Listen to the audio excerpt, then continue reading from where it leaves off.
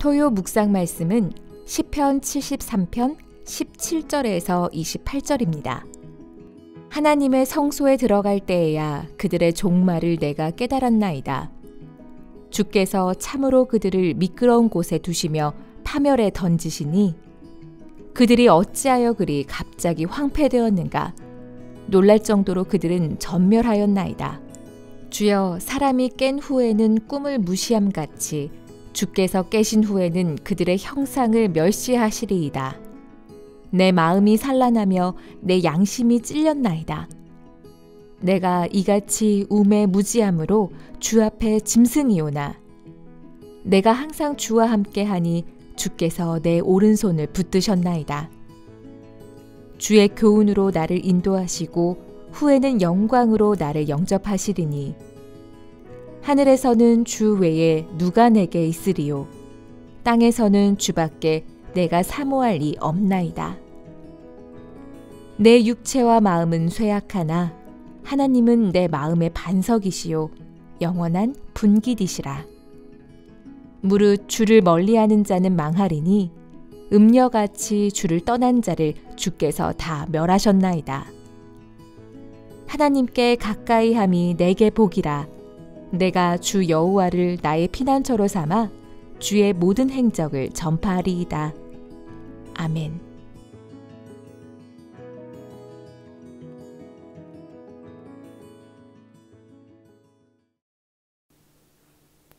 성도 여러분 반갑습니다.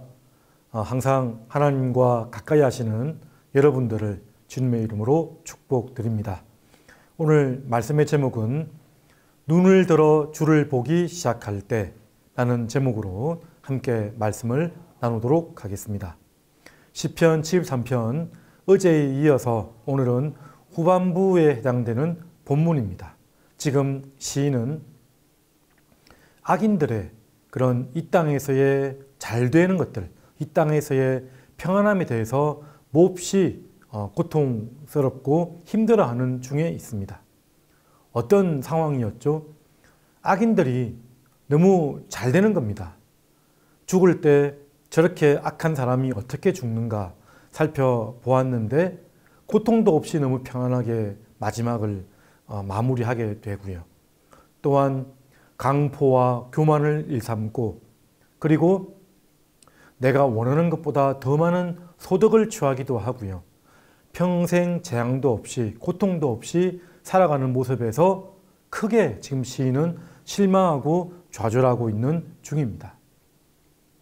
자, 이런 성도의 이런 힘든 마음들, 마치 하나님은 선하신 분이 분명하신데 하나님의 올바름과 그 선함, 그리고 그럼에도 불구하고 악인들의 이런 평안함과 잘됨을 어떻게 이해를 할 수 있을 것인가에 대한 신정론적 질문에 대한 답변을 오늘 본문에서 제시하고 있습니다. 자, 어떻게 풀어가는지 말씀을 보면서 쭉 답을 찾아가도록 하겠습니다. 자, 첫 번째는 고민과 물음을 가지고 성소에 들어가는 것입니다. 고민과 물음을 가지고 그거를 껴안고 하나님 앞으로 나가는 것이죠. 신앙은 전제라고 할 수 있습니다. 어떤 귀납법적인 결론을 내는 것이 아니고요. 전제적인 믿음을 가지고 나가는 것입니다.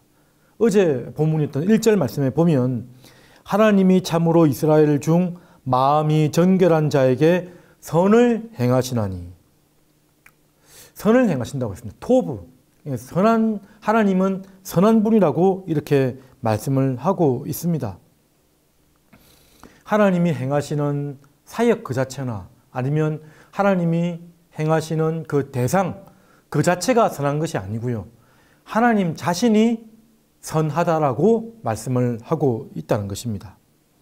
이 하나님의 선하심에 대한 강력한 확신으로 우리는 살아가야 될 것입니다. 그리고 그 선하신 하나님과 바른 관계를 맺고 살아가는 사람들, 그 사람들을 통해서 하나님은 그들을 어렵게 여겨주신다는 그런 깊은 신뢰를 가지고 살아가야 됨을 이렇게 얘기를 하고 있습니다.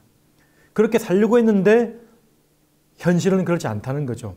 그래서 상한 심령으로 마음의 어려움을 가지고 살아가고 있다라고 나와 있습니다. 그렇지만 그 마음을 가지고 상한 심령으로 하나님의 때를 기다리면서 하나님을 사모하며 나아가라라고 나와 있습니다. 그리고 끝내 하나님의 성소에 들어갈 때야 내가 깨닫게 되었습니다 라고 말씀을 하고 있습니다. 하나님의 성소에 들어간다는 것이 어떠한 의미입니까? 하나님께 예배드린다는 것이죠. 하나님의 전 영역 안으로 들어간다는 뜻입니다. 말씀을 통해서, 기도를 통해서 하나님의 임재의 처소에 들어가게 되는 것을 말을 하고 있는 것입니다. 그분의 주권과 통치 안에 들어가는 일들, 마치 엘리야가 그 광야에서 도망쳐 나왔을 때 동굴 안에 있다가 세미한 음성을 듣는 그 현장, 하나님의 임재를 경험하는 것이죠. 한나가 답답한 마음을 가지고 성소에 나왔을 때 하나님의 음성을 듣는 그 현장, 그곳이 바로 여기 보면 하나님의 성소에 들어가는 것입니다. 그러니까 하나님의 영역으로 내 문제를 다 해결하지 못한 이 상황과 어려움을 가지고 그대로 들어가는 것입니다. 문제를 껴안고 주께 나아가는 것이죠. 이 땅을 살아갈 때 온전히 하나님께 향하지 않고서는 이런 문제들을 도저히 해결할 수가 없습니다. 자, 근데 오늘 성소, 우리 구주 예수 그리스도께서는 이 성전이 바로 자신의 육체됨을 설명하신 적이 있습니다. 요한복음 2장 21절에서도 말씀하셨고요.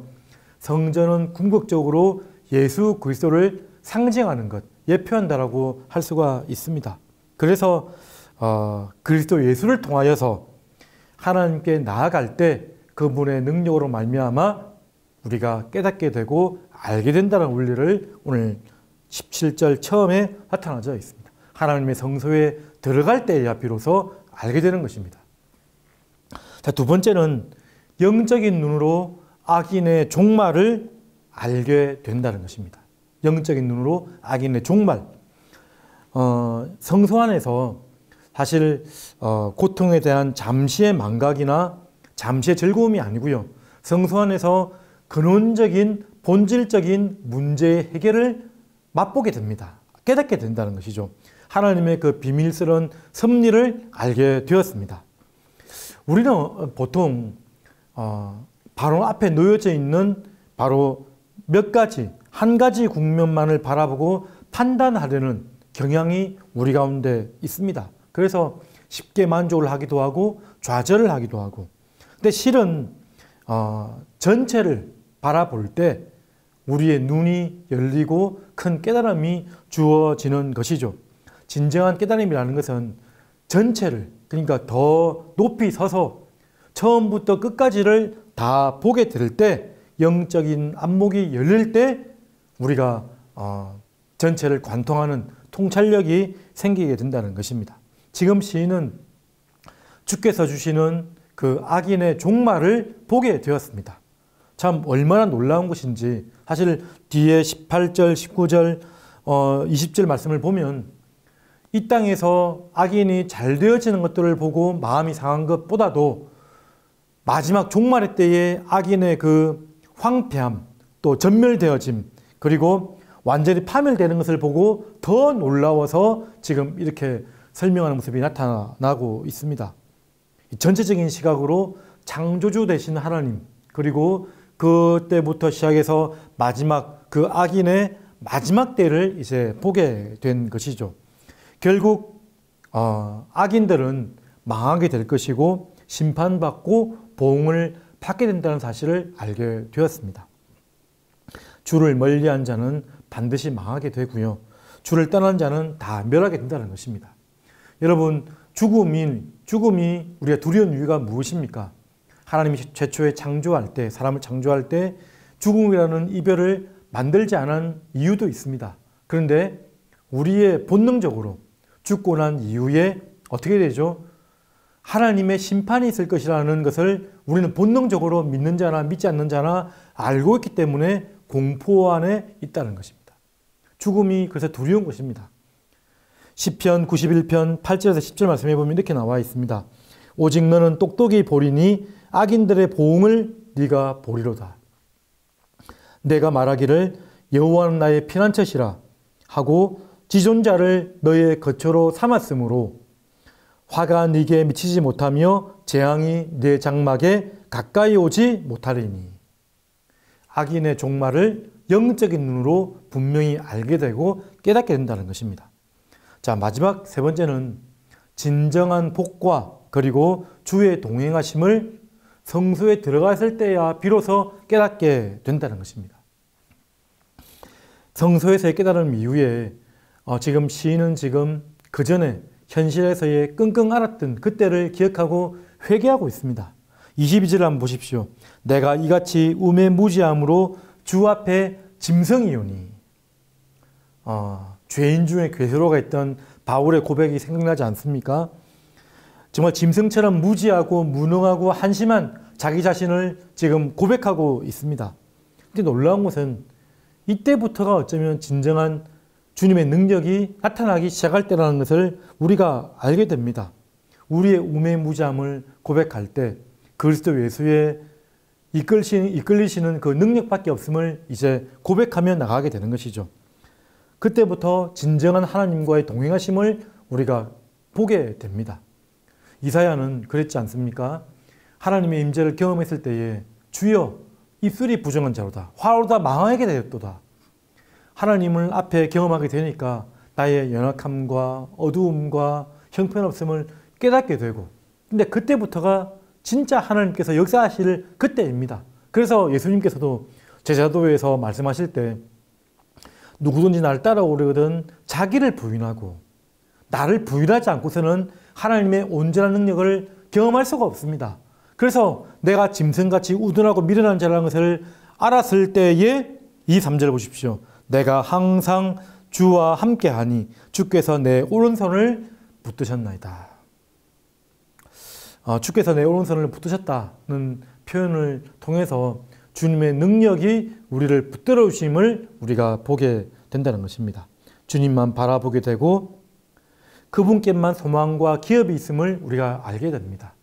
그리스도와 그리스도의 말씀만이 우리의 기준이 되고 우리의 눈을 열어서 더 큰 시각으로 바라볼 수 있게 해주는 그런 통로가 된다는 것을 알게 된다는 것입니다. 예수님은 십자가에 못 박혀 죽으심으로 우리의 모범이 되셨고 사표가 되어 주셨습니다. 그래서 예수님의 걸음이, 예수님의 모든 행하신 모든 일들이, 그의 인격이 우리의 철학과 방향이 되어야 되는 것이죠. 결정하고 판단하는 뿌리가 되어야 됩니다. 그래서 28절 마지막 말씀 보십시오. 28절 하나님께 가까이함이 내게 복이라. 1절에 하나님이 선을 행하신다고 했는데 그 토부란 단어가 여기 복이라는 단어로 쓰여져 있습니다. 내게 복이라. 내가 주 여호와를 나의 피난처로 삼아 주의 모든 행적을 전파하리이다. 하나님과의 친밀함이 진정한 복인 것을 아는 자는 결국 이 땅에서 주님이 이 땅에 보내신 나의 사명을 이제 행하는 자가 되게 된다는 것입니다. 내 형편과 상황에 상관없이 나는 전도자의 삶을 살게 됩니다. 내 언어와 입술이죠. 입술과 삶을 통해서 화려한 그런 고백과 화려한 어떠한 증언이 없다 할지라도 진실됨이 중요한 것이죠. 진실된 삶의 성실함을 통해서 내 직업과 사역과 가정의 일상을 통해서 하나님께 영광을 돌리고 하나님을 증거하는 삶을 살게 된다는 것입니다. 하나님께 가까이함이 내게 복이라. 어떤 말입니까? 시선을 하나님께 두는 것입니다. 제가 오늘 말씀을 준비하면서 제목도 눈을 들어 주를 보기 시작할 때 김명선 전도사님의 찬양사역자이죠. 시선이라는 찬양이 생각났습니다. 제 가사를 한번 읽어드리겠습니다. 시선 찬양. 내게로부터 눈을 들어 주를 보기 시작할 때 주의 일을 보겠네. 내 작은 마음 돌이키사 하늘의 꿈 꾸게 하네. 주님을 볼 때 모든 시선을 주님께 드리고 살아계신 하나님을 느낄 때 내 삶은 주의 역사가 되고 하나님이 일하기 시작하네. 참 멋진 가사, 멋진 신앙 고백 아니겠습니까? 내 눈을 열어 하나님을 보기 시작할 때부터 하나님이 일하심을 그전부터 일을 했었는데요. 내 자신이 이제 그때부터 깨닫기 시작했다라는 그런 고백을 하는 찬양입니다. 사랑하는 새벽 성도 여러분, 신앙의 여정은 결코 순탄한 평탄한 길이 아닙니다. 그래서 예수님은 이 길이 좁고 협착한 길이라고 말씀하지 않았습니까? 우리는 그 길을 가는 자입니다. 이 땅을 살아갈 때 우리는 다 이해하지 못합니다. 그러나 하나님의 성소에 들어갈 때에야 비로소 악인의 종말을 알게 되고요. 나의 연약함과 나의 무지함을 알게 되고, 그리고 하나님께 가까이함이, 하나님께 동행함이, 그 친밀함이 우리의 진짜 복인 것을 알게 되는 것을 우리가 보게 되는 것입니다.